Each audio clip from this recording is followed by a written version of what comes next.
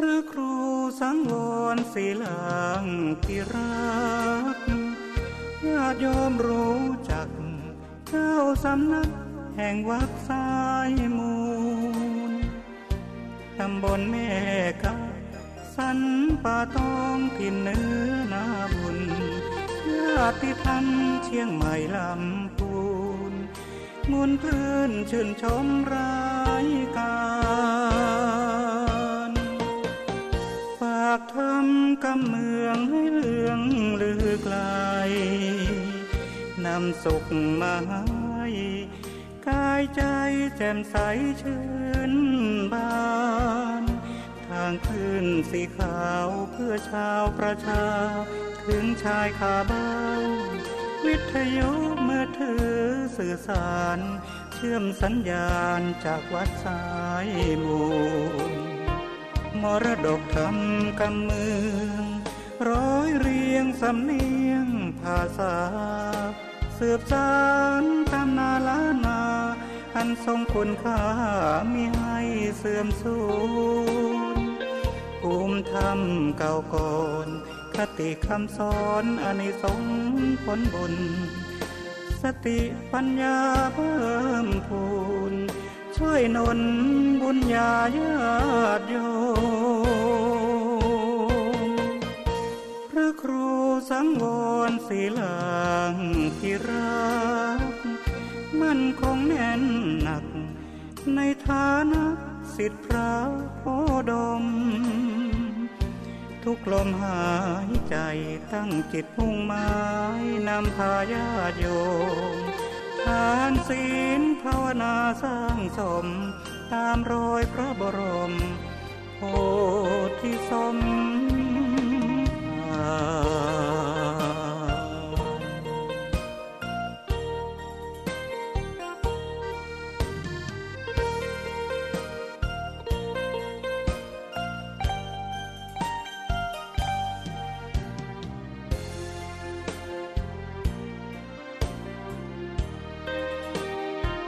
มรดกธรรมกำเมืองร้อยเรียงสำเนียงภาษาสืบสานตำนานล้านนาอันทรงคุณค่ามิให้เสื่อมสูญภูมิธรรมเก่าก่อนคติคำสอนอานิสงส์ผลบุญสติปัญญาเพิ่มพูนช่วยหนุนบุญญาญาติโยมพระครูสังวรศิลางที่รักมั่นคงแน่นหนักในฐานะศิษย์พระโพดมทุกลมหายใจตั้งจิตมุ่งหมายนำพาญาติโยมทานศีลภาวนา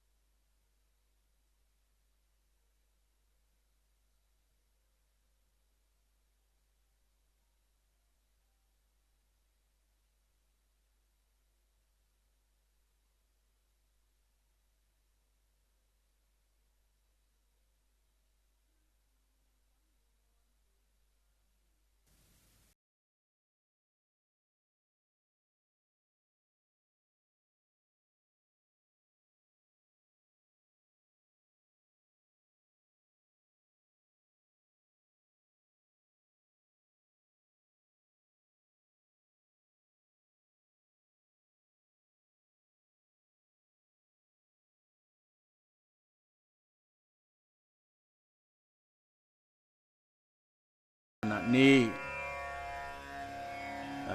ได้รับฟังอยู่ณขณะนี้นี่หลายสถานีปอกศรัทธาญาติโยมทั้งหลายที่ได้เกาะเกี่ยวเอาสัญญาณนี้ไปออกอากาศให้กับปอกศรัทธาญาติโยมทั้งหลายได้รับฟังขอขอบคุณอนุโมทนาต่อเจ้าของสถานีวิทยุทุกที่ทุกแห่งที่ได้เอาเกาะเกี่ยวเอาสัญญาณนี้ไปออกอากาศกระโปอกศรัทธาญาติโยมทั้งหลายได้รับฟังอย่างสะดวกสบายถึงที่บ้านที่จองต้องขอขอบคุณอนุโมทนาต่อเจ้าของสถานีวิทยุทุกที่ทุกแห่ง เป็นบุญเป็นกุศลแก่ปอกศรัทธาญาติโยมแก่เจ้าหน้าที่แก่สถานีวิทยุทุกที่ทุกแห่งต้องขอขอบคุณและอนุโมทนามาณที่นี้โดยวันนี้อาตมาได้นำเอาพระธรรมเทศนาจาดกเรื่องจันทกุมารมาเทศนาคงค้างไว้มาถึงวันนี้ตอนที่3ในตอนที่2เมื่อวันจันทร์ที่แล้วจะขอทบทวนเรื่องราวโดยย่อหลังจากที่จันทกุมารได้ขึ้นเป็นปโรหิตโดยคำสั่งของพญาเอกราชาผู้เป็นพ่อได้ตัดสินว่าความ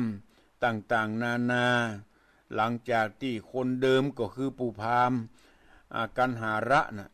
ได้ตัดสินบยุติธรรมตัดสินเอาอามิสสินจ้างว่าเลยพ่อพญาเอกราชจึงตั้งจันทกุมารขึ้นมาแทนหลังจากที่พ่อพญาได้ตั้งจันทกุมารขึ้นจันกันหาละก็บ่ค่อยพอใจหาว่าจันทกุมารเนี่ยไปไปยุยงพญาเอกราชาเนี่ยปลดตัวเองออกจากตำแหน่งที่นี้ขอกล่าวถึงพญาเอกราชาพ่อของพญาจันทกุมารวันหนึ่งได้นอนอยู่ที่ปราสาทได้ฝันว่าไปขึ้นไปบนสวรรค์จันตาวติงสาฝันว่าไปแอวบนสวรรค์มีความหลงไหลหยังก็งดก็งามประตกประเสียงบนสวงสวรรค์ไปหันหมู่สาวงามทั้งหลายหลงไหลในหมู่สาวงามในหมู่มนุษย์ที่ไปเกิดบนสวงสวรรค์สวนดอกไม้ก็งามทั้งหอมเดินไปไหนก็มีโบกคารณีมีน้ำใสยังก็งดงามประหมดอยากจะไปเกิดบนสวงสวรรค์อยากจะไปเกิดบนสวงสวรรค์หลังจากนั้นตื่นขึ้นมามีความหลงไหลในสวงในสวรรค์ชั้นฟ้าที่ตนได้ไปหู้ไปหานมาก็มานึกมาจะอย่างใดเขาอยากจะไปเกิดบนสวงสวรรค์เนี่ยเขาจะต้องทำอย่างใดจะไปปรึกษาไผดีนี่ก็มีความหันว่าคนที่จะมีความรู้ความสามารถในด้านนี้ก็มีพราหมณ์ปุโรหิตคนเก่านั่นน่ะคือกันหาระก็เลยไปปรึกษาปู่พราหมณ์ที่ได้ปลดออกจากตำแหน่งไปเมื่อบ่เมินบานานนี่แหละคือกันทหาระนี่แหละทีนี้ก็เข้าทางของกันหาระนะกันทหาระนี่แหละก็มีความแค้นอยู่ในใจอยู่แล้วที่ได้ปลดออกจากตำแหน่งปุโรหิตเมื่อพญาเอกราชามาปรึกษาอย่างนั้นก็วางแผนที่จะกำจัดจันทกุมารก็เลยบอกพญาเอกราชาว่าเมื่อท่านอยากจะไปสวงสวรรค์ท่านต้องทำพิธีตามแบบโบราณอาจารย์ ต้องทำแบบโบราณอาจารย์ที่เพิ่นทำไว้อยากจะไปเกิดบนสวรรค์ท่านต้องพยายามทำจิตใจเข้มแข็งเพื่อจะไปบนสวงสวรรค์วิธีของมันมีอย่างอีเนอะท่านพญาพราหมณ์กันทหาระได้แนะนำวางแผนไว้อย่างดีละเพื่อแผนนั้นก็คือจะกำจัดจันทกุมารเพื่อได้ล้มหายตายจากไปแล้วตัวเองจะได้ขึ้นมาเป็นปุโรหิตอย่างเก่าเพื่อจะได้ลาภได้ยศได้สักการะที่เคยหันเคยมีมาแต่ก่อนบัดเดี๋ยวนี้ลาภสักการะหายไปหมดเขาจะต้องเอาสิ่งเหล่านั้นกลับคืนมาให้ได้กันทหาระมีความประสงค์อย่างนั้นเลยวางแผนเลยหลังจากที่ได้เวลากันทหาระก็ได้เรียนฮื้อกับพญาได้รับทราบว่าบัดเดี๋ยวนี้เมื่อท่านต้องการท่านต้องทำฮื้อสำเร็จต้องเอาลูกหลาน4 คนเนอะต้องเอาลูกหลาน4 คนมาพร้อมด้วยจ้างม้าบัวควายอย่างละ4พร้อมด้วยสิทธิแห่ม4ผู้มีเงินมีทองแห่ม4 คนเอามารวมกันแล้วท่านพญาต้องตัดสินใจตัดคอเขาเหล่านั้นปูจายันเพื่อให้เกิดเป็นบุญเป็นกุศลจะได้ไปเกิดบนสวงสวรรค์พวกศรัทธาญาติโยมทั้งหลายแผ่นของกันทหาระเนี่ยจะสำเร็จหรือไม่พระธรรมเทศนาเรื่องจันทกุมารภกที่2ก็ได้จบลงไปตอนนั้นบัดนี้พวกศรัทธาญาติโยมทั้งหลายมาตั้งอกตั้งใจสดับรับฟังพระธรรมเทศนาเรื่องจันทกุมารในตอนที่3เรื่องราวจะเป็นอย่างไรนั้นก็ขอได้ตั้งอกตั้งใจสดับรับฟังพระธรรมเทศนาในวันนี้ก็มีเจ้าภาพคือพ่อกำแม่สมบูรณ์อินตะแก้วบ้านร้องขุดได้ปูจากันเทศไว้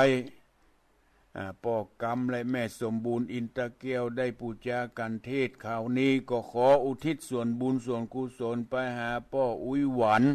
แม่อุ้ยพ่ออินตะแก้วอันเป็นพ่อเป็นแม่ของพ่อกำและขออุทิศไปหาพ่ออุ้ยนันสวนแม่อุ้ยสาชัยดวงแก้วอันเป็นพ่อเป็นแม่ปิตามารดาของแม่สมบูรณ์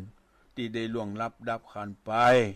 ก็ขออัญเชิญดวงวิญญาณของพ่ออุ้ยหวันแม่อุ้ยพ่ออินตะแก้วพ่ออุ้ยนันสวนแม่อุ้ยสาชัยดวงแก้วจงได้รับรู้รับทราบจงมารับผลบุญผลทานอันเกิดจากการพูดจาฟังพระธรรมเทศนาขอดวงวิญญาณของพ่ออุ้ยหวันแม่อุ้ยพ่ออินตะแก้วพ่ออุ้ยนันสวนแม่อุ้ยสาชัยดวงแก้วด้วยบุญกุศลเหล่านี้จงไปสู่ภพภูมิที่เป็นสุขเบื้องหน้า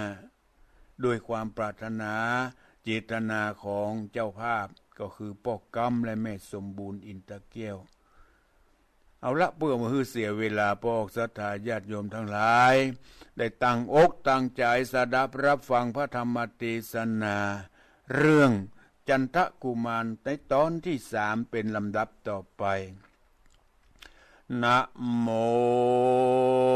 ตัสสะภะคะวะโตอะ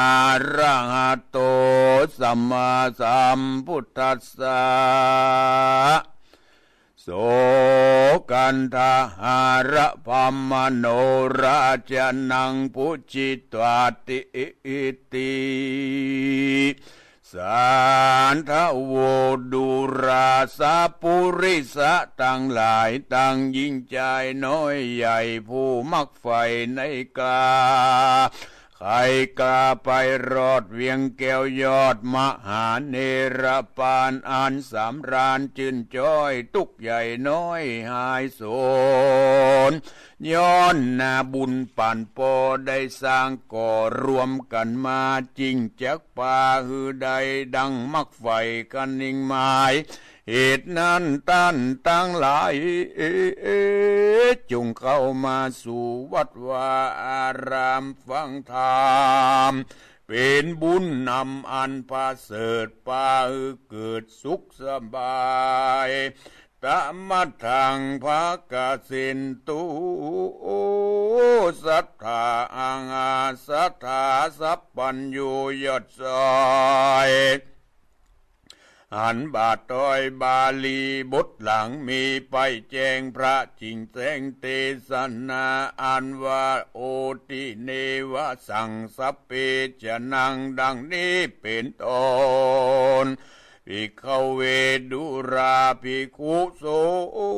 งฆ์ตนตารงศีลใสสะอาดสืบเชื้อชาติอริยสาวกาสัพพิจนาอันว่าคนตั้งหลายกาอันอยู่ภายในหอใจยอดซอยคือนางนัดน้อยหนุ่มมูสนมตั้งแต่แม่นมนุ่มเนาและแม่เจ้าเรือนหลวงนางปันพวงก้มใจจานกันหูแจ้งไว้ขี่ยาอันพรามมาจาใจถอยได้กล่าวถ้อยตุนสาผู้บานเจ้าจ้างได้แต่งห้างพรีกรรมอันฮึกหนาหยาบจ้าคือข้าราชเทวีตังราชปุตติโอรสราชชีวิตขาดตัวกันเพื่อปู่จายันวิเศษตามศาสตรเปตจะไขจุ้มนางในเมตเจ้าตั้งนางโนเนากัญญากะนะนาอ่านหมื่นแน่บทชื่นบานสายริรำไรร้องไห้ตุกเอาไม้เผาล้นต่างอดทนลมเต้าดินดะดาวตัวยกันจ่าเตรียมตันเพียบไว้ดังลมใหญ่หัวปีมาปัตติถูกต้องยังเถื่อนท้องดงรีเปปังลังโลหักก้นอยู่ตัวยกันจะเล่นนา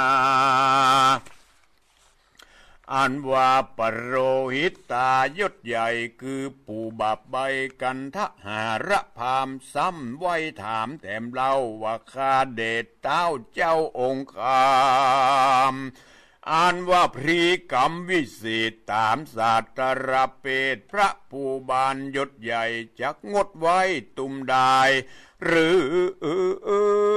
จักหมายแต่งแห่งตามเอกอ้างตุนสาเมื่อนั้นพญาเอกราชาเจ้าผาศาสไสสรีฟังวาตีถามทีแห่งเท่ากำกี้ใจหาน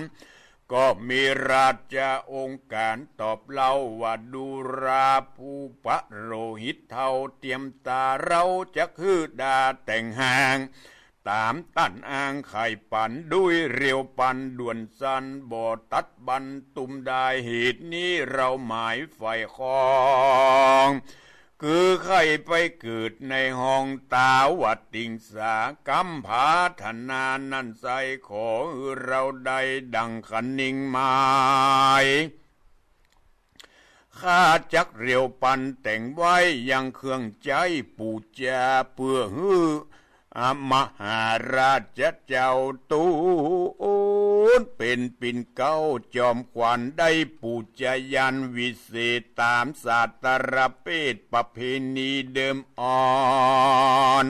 พามข่าวผมปอนข่าวหาดกล่าวเสียงขาดสุดปลายก็รีบถวายกรมเก่าลาเจ้าปารา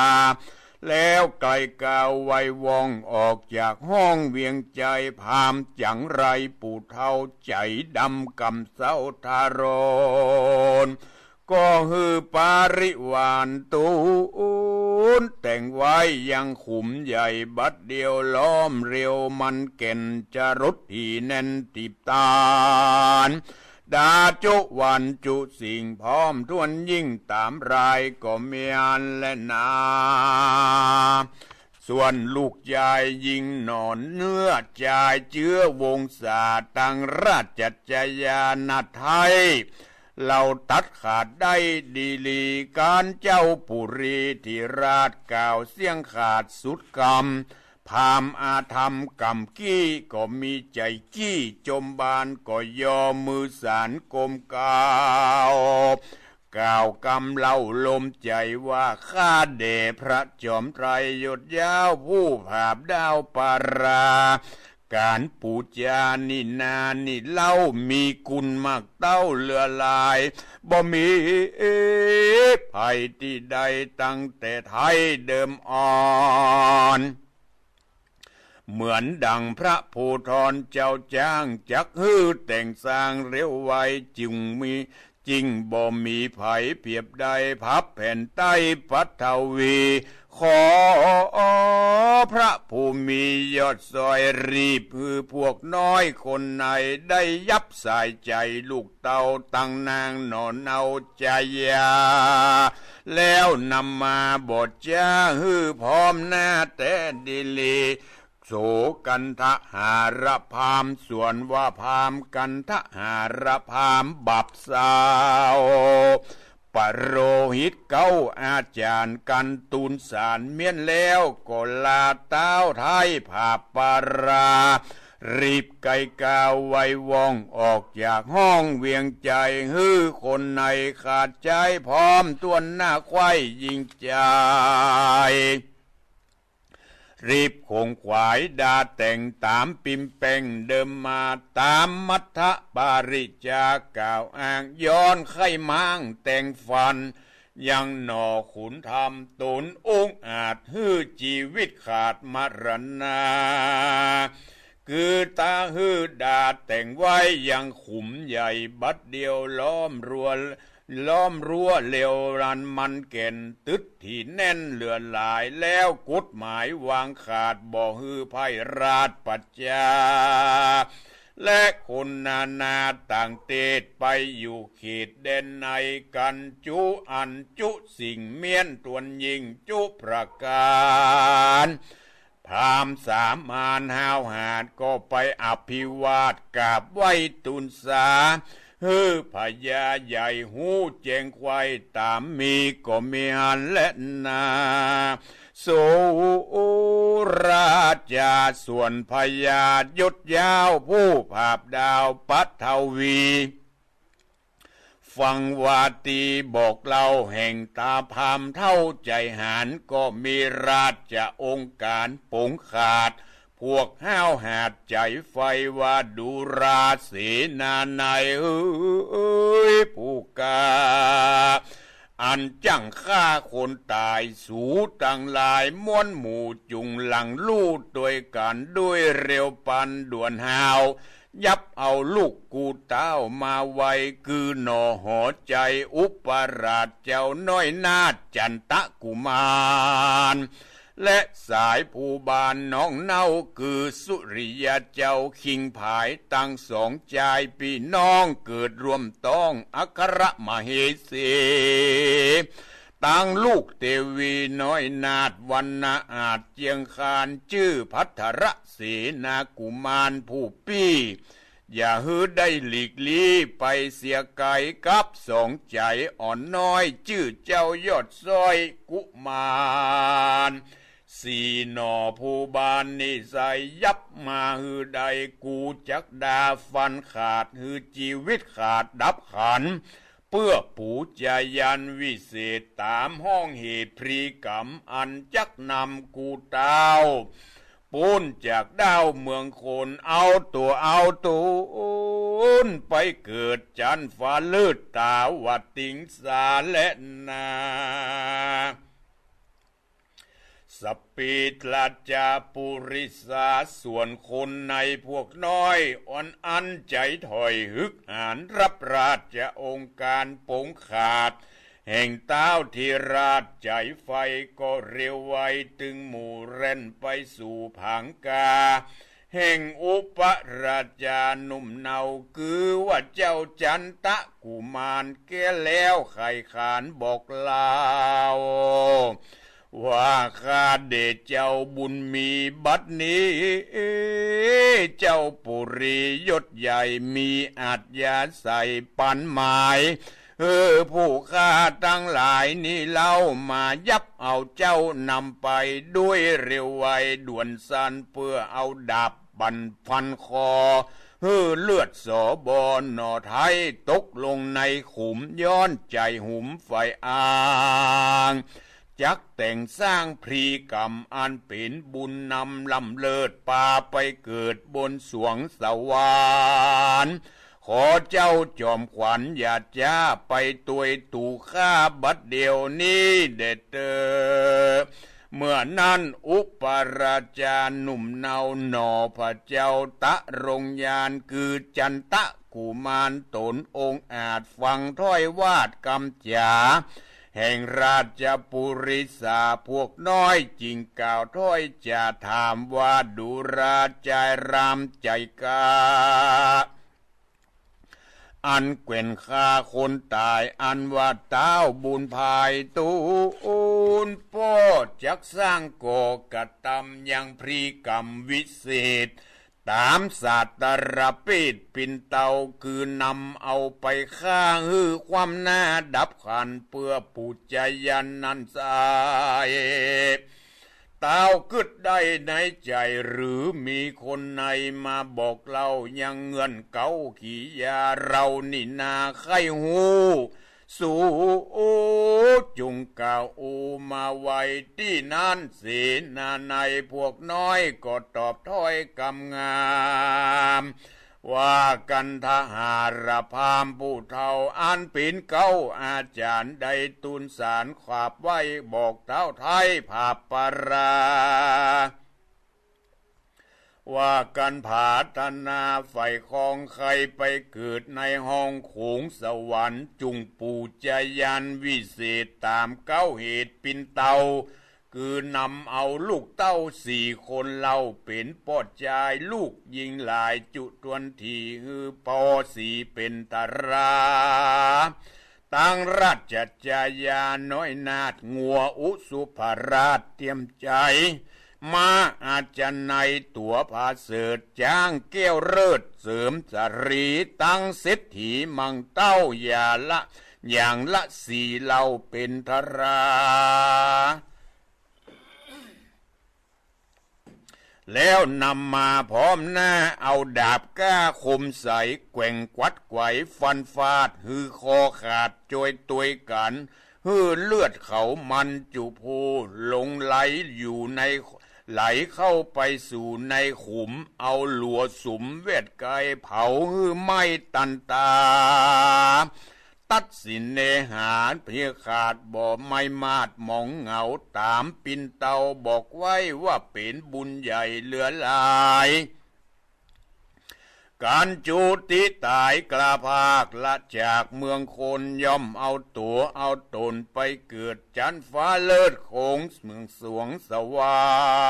รค์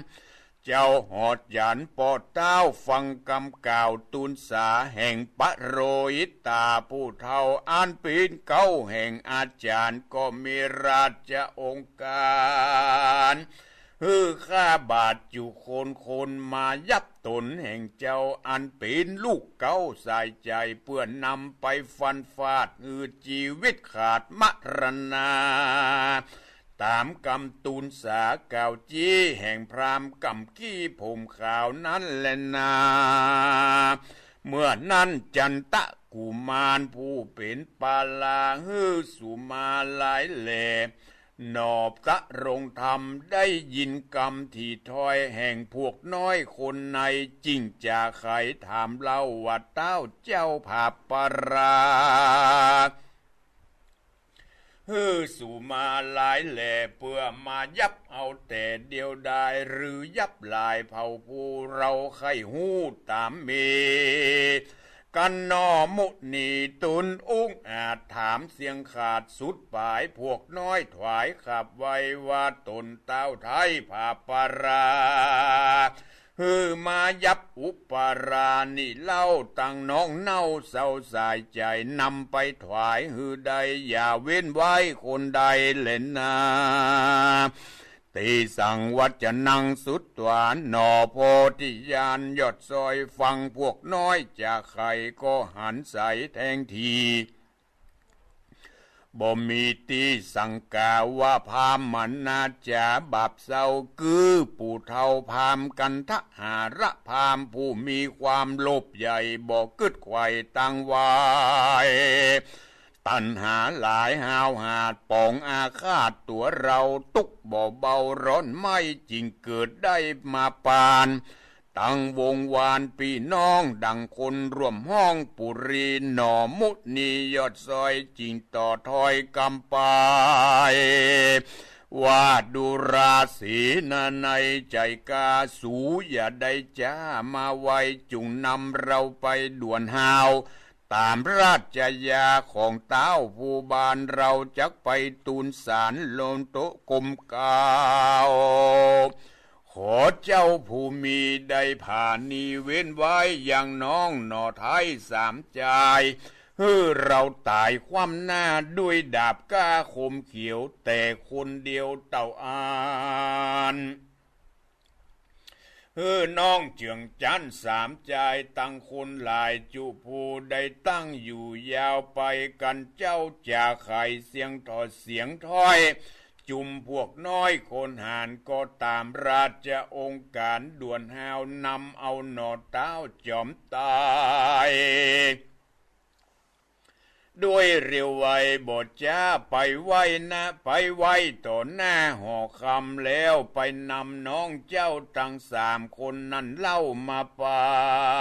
นอยู่ตัวกันตึงสี่บ่หลีกลี่ไปไหนแล้วเขาก็ไขขับไว้บอกเท้าไทยเอกราชาว่าข้าเดมหาราชเจ้าตูนเป็นเก้าเวียงใจตามดังพระภูวันในยศใหญ่มีอาจยาใส่จำหมายผู้กาตั้งหลายมวลหมู่ไปยับเอาเจ้ากินกู้อุปราชา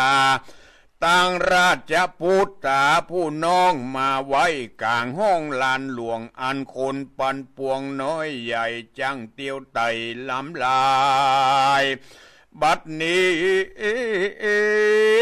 ข้าหลายใหญ่น้อยได้ตัวตามถ้อยราชองค์การแห่งพระผู้บานยศใหญ่เมียนเสียงควายจุอันเล็ดนาตั้งสุดว่าราชาส่วนพญาเอกราชาฟังโอกาสจากไขแห่งคนในพวกน้อยใจจื่นจ้อยจมบานซ้ำมีราชองค์การแถมเล่าว่าจุมสู่เจ้าตั้งหลายจุงผ่านภายด่วนหาวเข้าสู่ดาวผังกายับเอาธิดาอ่อนน้อยคือนางยอดซอยอุปสีนานางโกจิกางงานอาจนางมุติกาน้อยนาดสมสเรผู้งามดีใจจ้าตั้งนางหนอลาดนันทาจับยับมาตึงสี่อย่าตายอย่าใดหลีกลี่ไปไกลจุมคนในใจกาฟังเจ้าฟ้าไข่ปันก็ปากันรีบหาวตามอาจยาของพญาเต้าบัดเดียวนี้เล่นนาตะตานันตรังตัทธาทัดนั่นไปแถมเล่าเต้าเป็นเจ้าภาพปาราก็มีอาจยาปงขาดพวกน้อยหาดใจฝ่ายว่าสูจุงไปไวมวลหมู่เข้าไปสู่หอขวางจับยับเอานางอ่อนน้อยอันเป็นกู้ซ่อนราชเทวีผู้ตะรงสรียศใหญ่คือนางนาไทยวิจยานางโสภาบับเศร้าคือนางโนเนาเอกรวดีนางกิสีนันงามอาจแน่นางน้อยนาดสุนันตา ยับมาตึงสี่อย่าฮือหันลี่หนีหายพวกน้อยหลายใจกาฟังเจ้าฟ้าปงปันมีก็ปากันตึงหมู่เล่นเข้าไปสู่หอขวางยับสี่นางน้อยนาดจากห้องราชหอนายแล้วก็นำไปด่วนหาวสู่ดาวดังกลางสนามตีตูนใจลามหนุ่มเนาหนอพระเจ้าตะรงยานคือจันทะกุมารยศใหญ่กับน้องไทยยิงใจผงนานนั่งยายต่อหน้าเพื่อฮือเจ้าฟ้าราชปิตารอเอาดาบคมมาฟันฟาดฮือชีวิตขาดเมื่อมอนตามพามผมปอนใจหยาบได้กันคาบตุนสายามนั้นนางกัญญามักเต้าตั้งเม็ดเจ้าเรือนหลวงคนปันปวงไพ่ไตอันอยู่ได้เล็งหานต่างก็ปากันใหญ่จ้าใจความเขือกเบาวนตุกเขาลนจ่องอ้อยน้ำตาย้อยลำไหลย้อนมีใจรักขอดยังสียอดเทวีสีราชพุทธีน้อยนาดสีราชพุทธาอันพญาเจ้าฟ้าจักเอาดาบก้าสับปันเข้ามาฟันกันเอาร้องร่ำให้ปริเวตนาริร่ำจากกล่าวถอยมีบ่อนน้อยหลายปากการก็มีอันและนาตะตานันตะรังทัดนั้นไปแถมเล่าเต้าเป็นเจ้าผู้บานก็บอกคนหานพวกน้อยอันใจถอยกาลีว่าในราชตีนิสัยมีสิทธิใหญ่เงินหลายติดสืบสายเงินเก้าหลายเช่นเจ้าเศรษฐีสี่คนมีแม่นมันคนหนึ่งนั่นชื่อปุณณมุขเศรษฐีเข้าของมีมักเต้าไหลหลังเขาเหลือหลายคนหนึ่งหมายชื่อไว้ว่าพัทยะใหญ่เงินนามมีเงินคำบ่ผ่อนหูควายบ่อนเวียงใจคนทัดไปแถมเล่าชื่อสิงคละเจ้าเศรษฐี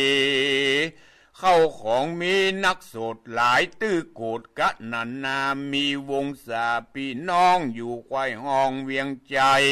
คนทัดไปนั่นใจเป็นเศรษฐีใหญ่มานานมีนามมาขานแต่เก้าว่าพัทระเจ้าเศรษฐี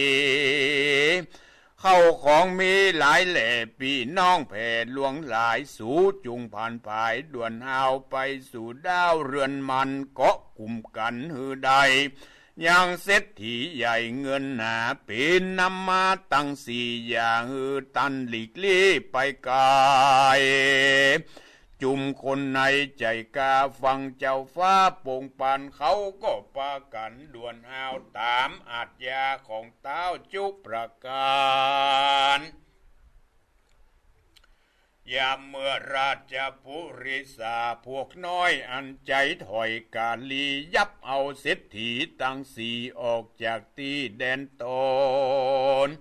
รีบเรร่นไวว่องไปสู่ห้องต้องสนามยามนั้นคนหลายหลามหนุ่มเทาอันเป็นเชื่อเจ้าเผ่าเศรษฐี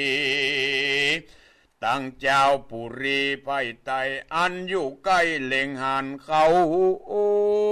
ก็ปากันยับยาวเหยือกใจความเขือกเรร่นโกลาหุนเกิดกองเกิดควายห้องเวียงใจพองน้ำตาไหลอาบแก้มตุกอิบแอมถมทองพองหน้ามองมนสาวตุกไม่เอานานำพ้องก็ไขกำรำต้อยมีบ่นน้อยรายประการ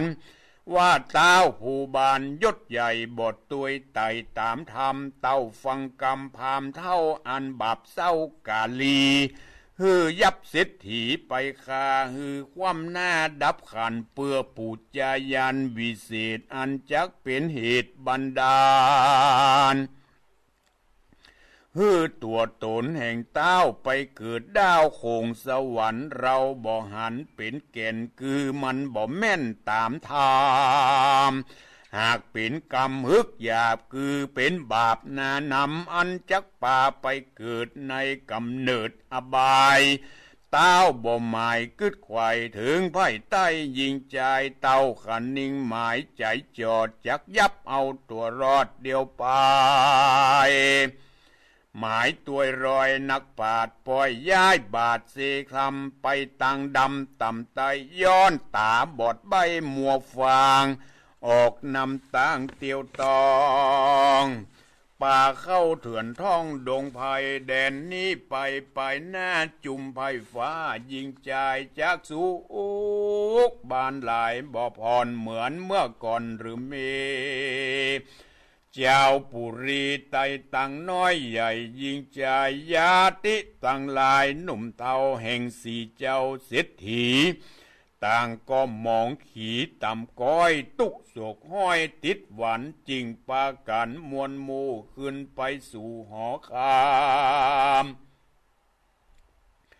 ย่อมือตำตั้งเก่าไว้เต้าเจ้าผาปาราขอพญาหยดโยดจงมีเมตตาโพดผานีอย่าฮือได้ฆ่าเศรษฐีตั้งสี่ได้ถึงตีวำวายอย่าฮือเขาตายด่วนสันขออยู่มั่นเหมือนปายเจ้าหอใจยศใหญ่บดใจไฟเอากำเต้าจักกัดตำฟันฟาดฮือชีวิตขาดฉันเดียวเพื่อฮือเร็วไปเกิดในจันฟ้าเลืดตาวัดติงสาตามกำจ่าบอกเล่าแห่งพามเท่ากาลียามนั้นเศรษฐีตั้งสีหน้าบอกกี้เจยบานย้อนมีใจปั่นบากัวได้ความนาดับขานจริงปากันขับไว้ซึ่งเต้าไทยผาปาราวะขอมหาราชเจ้าตูนเป็นเก้าปุรีขอผานีพายโพถือปนตูดตั้งตายผู้ข้าตั้งหลายนี่ใส่มีเงินบาทใต้คำแดงแล้วละแสงลายหลากของก้ามากเหลือหลายขอยอถวายเต้าไทยหมดเสียงไข่จุประการขอพระผู้บานเจ้าฟ้าอย่าฮือข้าผู้ข้าตั้งหลายได้วำวายมุบมูขอมีชีวิตอยู่ต่อไปการกันเศรษฐีตั้งสี่กล่าวจี้เสียงสุดกำเจ้าหอคำเอกราชาตัดเสียงขาดกุณนาปิยาไฟหอยบทตัวถ้อยตามคำเต้าจักฟันคอบอกขาดฮื้อความหน้าเมื่อมอนพร้อมสายผู้ทอ